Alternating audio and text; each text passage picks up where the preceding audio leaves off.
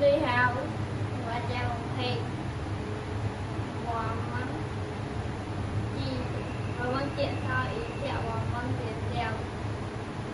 và món tiền theo cho ngàn ván in vấn tiền theo